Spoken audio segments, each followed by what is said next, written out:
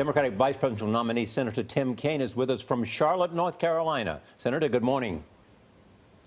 Good morning, guys. What is your response to the notion by Donald Trump that he may not respect the election results? And if he does not, what happens?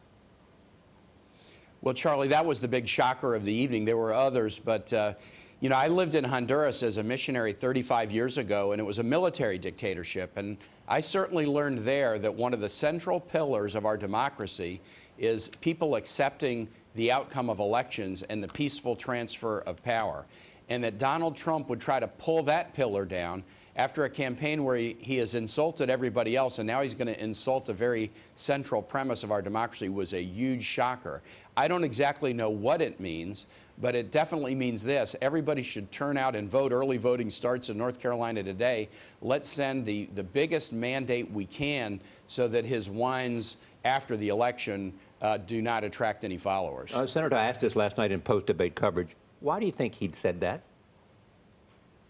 I don't have any idea, although I think Hillary may have gotten at something, which is he doesn't take responsibility for stuff. And so if something doesn't go his way, he's not going to say, I guess I should have ran a better campaign, I guess I shouldn't have been so divisive. He's going to blame it on somebody else. And Hillary used the example of him not winning the Emmy, and he couldn't resist jumping back in and said, I should have won the Emmy that year. He just doesn't know how to take responsibility. But that is a trait that is required, frankly, to be a good president. Well, respectfully, Senator, I mean, this made it all the way to the Supreme Court back in 2000 when Al Gore contested the election results. So does he not have a point in some way to say, let's see what happens and then I'll make a judgment? If all he had said during the entire last few weeks is, of course we're going to see what happens on Election Day, this wouldn't be a controversy. But he's going around again and again perpetrating a lie that the election is rigged. He's saying that over and over and over again because he knows that he's losing. And it's insulting to voters to look him in the face and say, you guys don't know how to conduct an election. To look at county and state election officials, you don't know how to conduct an election. We do know how to conduct elections. We do it. And that's why his comment last night was so shocking.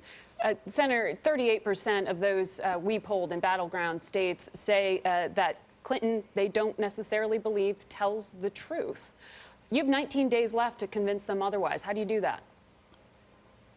I think what we do is we almost use that closing argument that Hillary made last night when Chris kind of gave him a chance to sum up, and Hillary just pointed out that she has a lifetime track record of serving other people with a special focus on families and kids.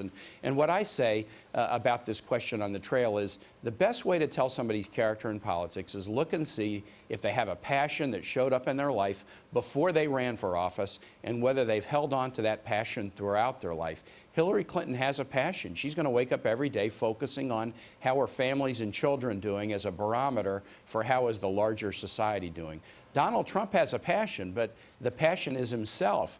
It's not the serve other passion that Hillary Clinton put on display last night and that she's demonstrated throughout her career. Senator, thank you.